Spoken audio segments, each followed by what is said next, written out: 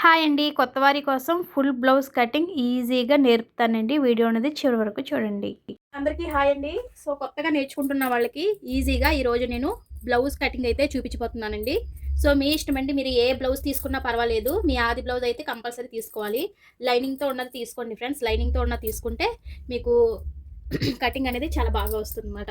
So ఓకేనండి, మరి start చేసేద్దాము. వీడియో అనేది చివరి వరకు చూస్తే మీకు అర్థమైపోతుంది కటింగ్ అనేది. ఫస్ట్ అయితే ఫుల్ పేపర్ అయితే తీసుకోండి. ఈ విధంగా ఫుల్ పేపర్ తీసుకోవాలి. వైట్గా ఉంటే మీకు బాగా కనిపిస్తుందండి. ఒక్క నిమిషం చూడండి ఫ్రెండ్స్. ఓపెన్స్ అనేవి అటువైపు ఉండాలి, క్లోజ్ అనేది మన వైపు ఉండాలి. ఈరోజు మనము back, front, hands, shape, belt ఇవన్నీ కూడా మీకు ఈ వీడియోలోనే చూపిస్తున్నాను. ఫుల్ బ్లౌజ్ అనేది వచ్చేస్తుంది అనమాట. మీరు ఎవరైనా కొత్తగా నేర్చుకోవాలనుకుంటే ఈ విధంగా కటింగ్ అనేది నేర్చుకోండి. పేపర్ కటింగ్ బాగా వస్తే బ్లౌజ్ మీద ప్రాక్టీస్ చేయండి, అది కూడా ఈజీగా వస్తుంది. నేను కూడా 1 బై 1 అన్నీ మీకు ఎక్స్ప్లెయిన్ చేస్తాను. ఓకేనా? ఒక స్కేల్ తీసుకోండి ఫ్రెండ్స్. స్కేల్ తీసుకోండి. ఇక్కడ ఒక 1/2 ఇంచు మార్క్ చేసుకోండి. మీకు క్లాత్ అనేది ఎగుడు దిగుడు వస్తుంది కదా, సో దానికోసం ఒక 1/2 ఇంచు ఈ విధంగా మార్క్ చేసుకోండి. ఇంకొక 1/2 ఇంచు ఖర్చుకి, బ్లౌజ్ మరి కుడతాం కదా, సో ఖర్చు కోసం ఇంకొక 1/2 ఇంచు, ఇంకొక లైన్, 2 లైన్లు గీసాను ఇక్కడ. మీకు అర్థమవుతుందా? 2 లైన్లు. ఇది మనం కట్ చేసేస్తాం. ఇదేమో ఖర్చుకి. ఓకేనా? ఈ పాయింట్ ఒకటి గుర్తుపెట్టుకోండి. ఇంకా నెక్స్ట్ వచ్చేసరికి బ్లౌజ్ తీసుకోండి. ఈ విధంగా బ్లౌజ్ తీసుకొని పేపర్ అనేది మీకు ఎలా వీలైతే అలా కొంచెం తిప్పుకోండి. ఓకేనా? మీకు కనిపించడం కోసం నేను ఇలాగా తిప్పుతున్నాను. ఓకేనా? ఇలాగైతే మీకు బాగా కనిపిస్తుందని ఇలా పెడుతున్నాను. ఓకేనా? ఇప్పుడు చూడండి ఫ్రెండ్స్, మనకి బ్లౌజ్ అనేది ఈ విధంగా ఫోల్డింగ్ అయితే చేసుకోవాలి. ఇగో బ్లౌజ్ ఇలా ఉంది కదండి, ఈ విధంగా ఇలా ఫోల్డింగ్ చేసుకోండి. చంకల దగ్గర 2 కూడా ఈ విధంగా సమానంగా ఉండాలి. అలాగే నడుము దగ్గర ఈ విధంగా సమానంగా ఉండేలాగా చూసుకోవాలి. ఇలాగా బ్లౌజ్ పేపర్ మీద ఈ విధంగా వేసేసేయండి. వేసేసిన తర్వాత ఈ 2వ గీత మీద మన బ్లౌజ్ ఉండాలి. ఓకేనా? ఇప్పుడు మనము చూడండి ఫ్రెండ్స్, ఇక్కడ నడుము దగ్గర చూడండి, కరెక్ట్గా నడుము దగ్గర ఎంత ఉందో అక్కడ ఒక లైన్ గీసుకోండి. ఇలాగా మరి మనం డాట్లు వేస్తాం కదా, డాట్ల కోసం 1 ఇంచ్.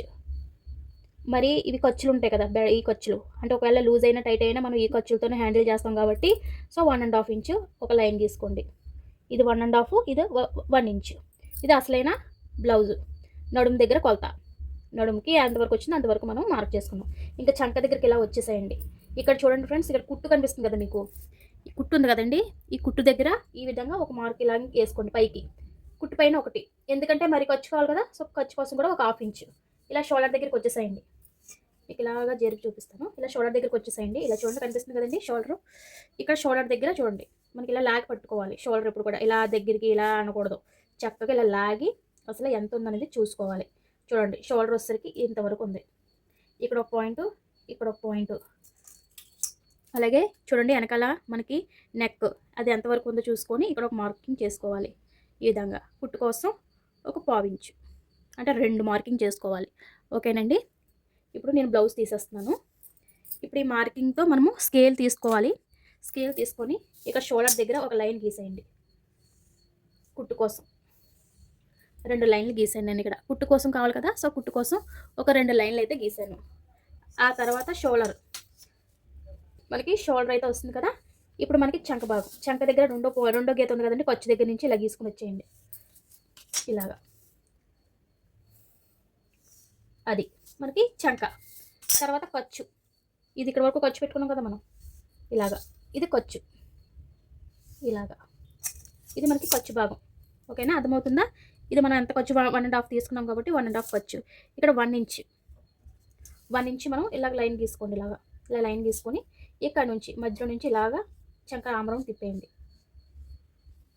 ఇలాగా చంక ఆమరం అలా తిప్పుకోవాలి, లేకపోతే చంకలు పట్టేస్తాయి. మినిమం 1 ఇంచ్ అని ఉండాలి. పెద్ద సైజు బ్లౌజ్ అయితే 1.5 ఇంచ్ అయినా మనకి చంక ఆమరం అనేది పడుతుంది. ఇలా వచ్చేసేయండి.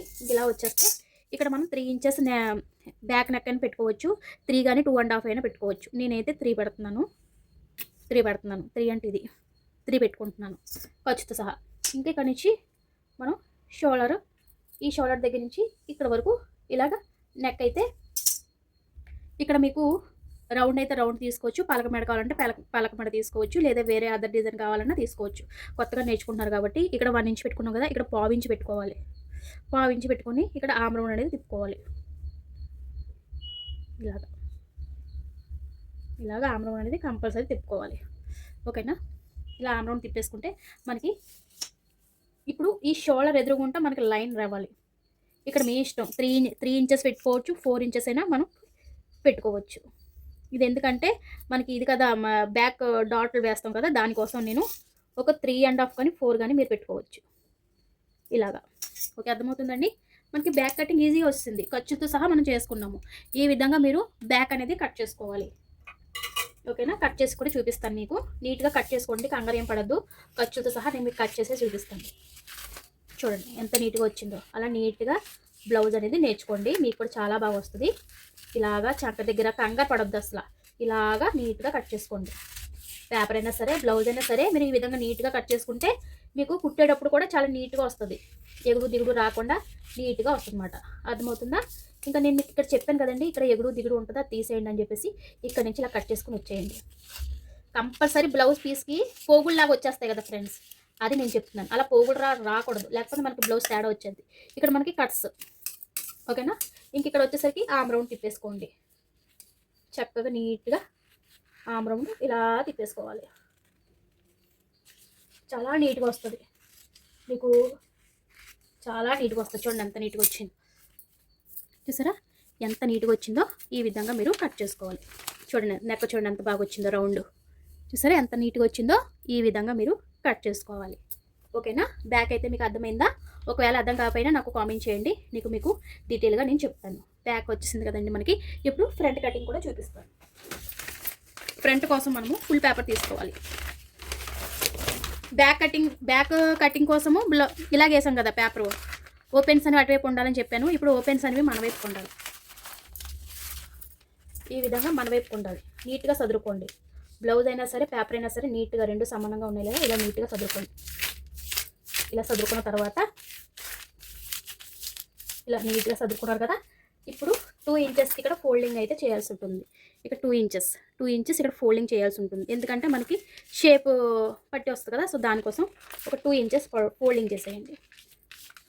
ఈ విధంగా ఫోల్డింగ్ చేసేసుకొని చూడండి ఫ్రెండ్స్, క్రాస్ అంటే ఈ విధంగా క్రాస్గా పెట్టుకుంటాము, స్ట్రైట్ కటింగ్ అంటే ఇలా స్ట్రైట్గా పెట్టుకుంటాం. ఇప్పుడు మనం క్రాస్ కటింగ్ చేస్తున్నాం కాబట్టి క్రాస్కి ఈ విధంగా పెట్టేసుకోండి. చక్కగా ఈ విధంగా పెట్టుకొని మార్కింగ్ చేసేసుకోండి. సేమ్ ఇది ఎలా ఉందో అలా మీరు మార్కింగ్ అయితే చేసుకుని వచ్చేయండి. ఈ విధంగా ఇది ఎలా ఉందో సేమ్ అలా మార్క్ చేసేయండి. ఈ విధంగా ఇలా చేసుకుంటూ వచ్చేయండి. క్లిప్లో చూపించిన విధంగా ఇలా మార్క్ చేసేసుకుని తీసేయండి. ఇలా మార్క్ తీసిన తర్వాత ఇక్కడ పావు ఇంచు చంక లోతు అనేది తీయాలి. చంక లోతు తీసుకున్న తర్వాత ఇలాగా పావు ఇంచు ఎక్కువ వద్దు, మళ్ళీ ఆ లైన్లోకి కలుపుకోవాలి, మళ్ళీ వేరే లైన్లో పెట్టుకోకూడదు. ఇక్కడ చంక లోతు అనేది కంపల్సరీ తీయాలి, లేకపోతే మనకి చంకలు పట్టేస్తాయి అన్నమాట. సో అందువల్ల మనకి చంక లోతు అనేది కంపల్సరీ. ఇంకా ఎదర ఫ్రంట్ నెక్ ఎంత ఉందో కొలుచుకోవాలి. ఫ్రంట్ మీకు నెక్ ఎంత వచ్చిందనేది ఎలా కొలుచుకోవాలంటే ఉక్స్ పట్టి ఉంటుంది కదండి, ఉక్స్ దగ్గర నుంచి కొలుచుకోవాలి. కాజా పట్టి దగ్గర నుంచి కొలవకూడదు. ఉక్స్ పట్టి దగ్గర నుంచి ఇలాగ మీరు వేసుకొని ఇక్కడికి షోల్డర్ కిందకే దింపండి. ఎందుకంటే ఇది తిరగేసి లేదు కదా బ్లౌజు. ఈ విధంగా ఇక్కడ నుంచి ఇలాగా చూడండి, ఇంతవరకు ఉంది. ఇంతవరకు ఖర్చు కోసం పావించు ఒక లైన్ తీసుకోండి. ఇది ఇంతవరకు ఉంది. ఇది మనం ఖర్చు కోసం తీసుకున్నాం కదా, సో అందువల్ల ఇక్కడ నుంచి ఒక రౌండ్ అనేది తీసుకోవాలి. ఇలాగా ఇలా తీసుకోవాలి రౌండ్. ఓకేనా? ఫ్రంట్ నెక్ మాట ఇది. ఫ్రంట్ నెక్ రౌండ్ అనేది కంపల్సరీ తీసుకోవాలి. ఇంకా చూడండి, ఉక్స్ పట్టి దగ్గర నుంచి మనం కొలుచుకోవాలి. చూడండి ఇక్కడ చూసారా, ఇక్కడ షేప్ మీకు తిరిగేసి చూపిస్తాను. తిరిగేసి అయితే మీకు అర్థమవుతుంది. చూడండి ఇక్కడ షేప్ ఉంది కదండి, ఈ షేప్ దగ్గర నుంచి ఈ షోల్డర్ వరకు ఇలా పట్టుకోవాలి. ఇలా పట్టుకొని ఇక్కడ నుంచి ఇలా కొలుచుకొని రావాలి. చూడండి ఎక్కడి వరకు చూసారా, ఇక్కడ వరకు. ఇక్కడ ఒక డాట్ పెట్టుకోవాలి. ఇది ఖర్చు కోసం. అర్థమవుతుందా? ఇక్కడ ఖర్చు కోసం ఒక లైన్ గీసేసుకోండి. ఇలాగా లైన్ గీసేసుకోండి. అసలైంది ఇక్కడ ఖర్చు కోసం, మరి కుడతాం కదా మనము, దానికోసం అన్నమాట. ఓకేనా? ఇంకా ఉక్స్ పట్టి కాజా పట్టి దగ్గర నుంచి ఇలా కొలుచుకొని రావాలి. ఇక్కడ నుంచి ఇలాగా 4వ ఉక్స్ దగ్గరికి చూడండి, ఇక్కడ 4వ ఉక్స్ దగ్గరికి ఒక పాయింట్ పెట్టుకోండి. ఇలాగా మనకి ఈ డాట్లన్నీ కూడా వచ్చేస్తాయి. ఈ డాట్లన్నీ కూడా మనకి ఖర్చులతో సహా పెట్టేశాను. అందుకని 4వ హుక్స్ దగ్గరికి మీరు పాయింట్ పెట్టేసుకుంటే మీకు కరెక్ట్‌గా సరిపోతుంది. ఓకేనండి. ఇంకా తర్వాత నెక్స్ట్ వచ్చేసరికి బ్లౌజ్ తిరిగేసేసి ఇక్కడ చంక దగ్గర నుంచి చంక దగ్గర ఈ కుట్టు దగ్గర నుంచి ఈ పట్టీ ఉంది కదా షేప్ బెల్ట్, ఈ షేప్ బెల్ట్ నుంచి ఇక్కడికే కొలుచుకోవాలి. ఇక్కడ నుంచి ఇక్కడ వరకు ఈ విధంగా కొలుచుకొని ఖర్చుకి అసలైన షేప్ బెల్ట్ వచ్చేసరికి ఇక్కడ ఉంది, ఖర్చు కోసం ఇక్కడికి ఒక మార్క్ చేసేసుకోండి. ఓకేనా, అర్థమవుతుందా? ఇప్పుడు మనం ఇక్కడ నుంచి ఈ లైన్కి ఈ లైన్ నుంచి ఆ లైన్కి కలుపుకోవాలి. ఇలాగా అలా కలుపుకుంటే సరిపోతుంది. అర్థమవుతుందండి? ఈ లైన్ నుంచి ఆ లైన్కి, ఆ లైన్ నుంచి ఆ లైన్కి అలా కలుపుకుంటే సరిపోతుంది. మనకి ఫ్రంట్ అనేది ఈజీగా వచ్చేస్తుంది అన్నమాట. కట్ చేసి చూపిస్తాను.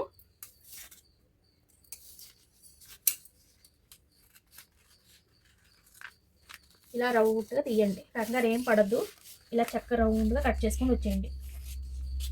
మనం ఖర్చులతో సహా తీసుకున్నాము, మీరు ఎక్స్ట్రా ఖర్చు ఏమీ పెట్టాల్సిన అవసరం లేదు. మనం ఖర్చులతోనే తీసుకున్నాం.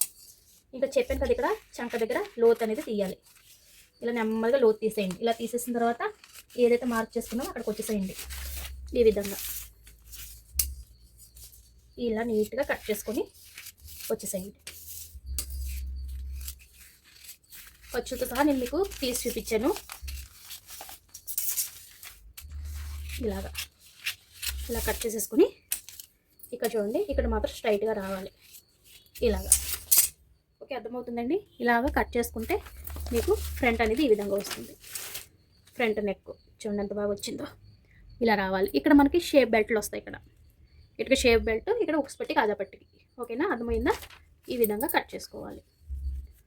ఇది ఫ్రంట్. బ్యాక్ కట్ చేసుకున్నాం కదా, ఇదిగో బ్యాక్ కూడా కట్ చేసుకున్నాము. ఇది బ్యాక్, ఇది ఫ్రంట్. ఈ విధంగా కట్ చేసుకోవాలి. ఇప్పుడు మనం హ్యాండ్స్ కూడా చూపిస్తాను మీకు, సరేనా? హ్యాండ్స్ కూడా కంపల్సరీ హ్యాండ్స్ అనేవి ఉండాలి.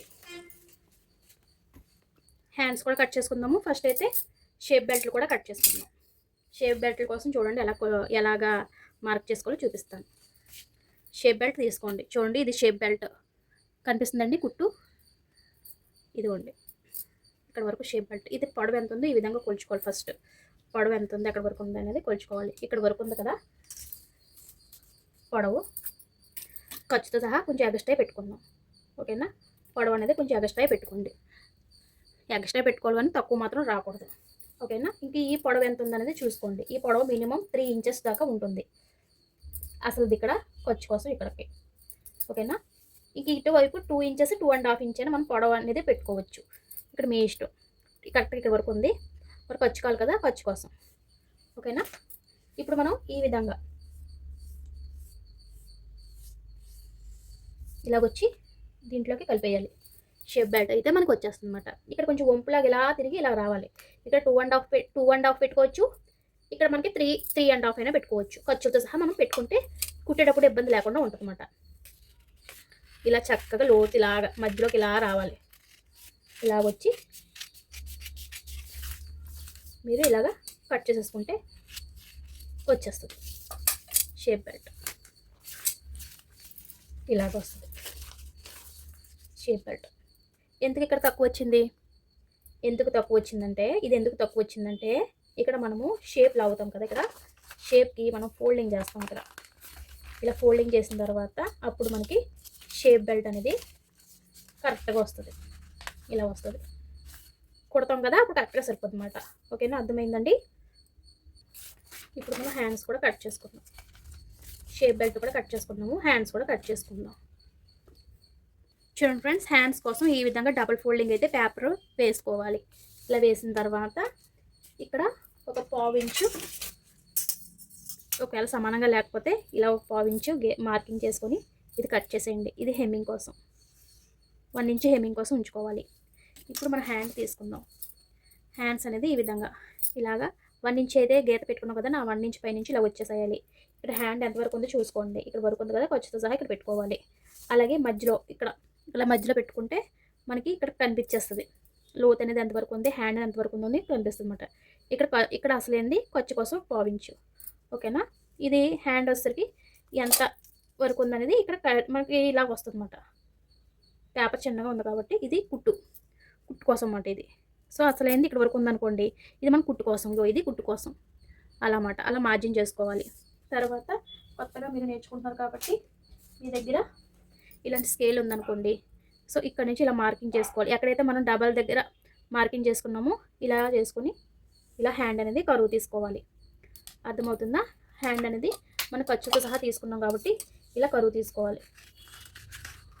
ఇలాగా ఇక్కడ స్ట్రైట్గా రావాలి, వంపులు కంప తిరగకూడదు, స్ట్రైట్గా రావాలి. ఇక్కడ చిన్న టక్స్ ఇచ్చేయండి, ఇలా టక్స్ ఇచ్చేయండి. తర్వాత చెప్పాను కదా ఎక్స్ట్రా ఏమైనా ఉంటే ఇలాగ నీట్గా కట్ చేసేయండి. ఇలా కట్ చేసేస్తే మనకి హ్యాండ్ అనేది వచ్చేస్తుంది అన్నమాట. చూడండి ఎంత నీట్గా వచ్చిందో హ్యాండ్. ఈ విధంగా హ్యాండ్స్ అనేది వస్తాయి. ఓకే, అర్థమైందండి వీడియో మీకు? చూడండి ఫ్రెండ్స్, మనము ఈ విధంగా చక్కగా ఈ విధంగా కట్ చేసుకున్నాం కదా.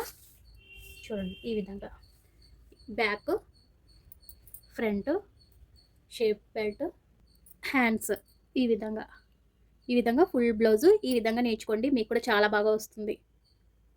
చూడండి ఫ్రెండ్స్, మనమైతే ఫుల్ బ్లౌజ్ కటింగ్ అయితే నేర్చుకున్నాం కదండి. వీడియో నచ్చితే ఒక లైక్ చేయండి, సబ్స్క్రైబ్ చేయడం మర్చిపోవద్దు. Thank you for watching friends. ఒకవేళ వీడియో అర్థం కాకపోతే చెప్పండి, నెక్స్ట్ టైం మీకు బాగా అర్థమయ్యేలాగా ఎక్స్ప్లెయిన్ చేస్తాను. నేర్పే బాధ్యత నాది కటింగ్ అనేది. ఓకేనా? స్టిచ్చింగ్ కూడా ఉంటాయి మన ఛానల్ని ఫాలో అయిపోండి.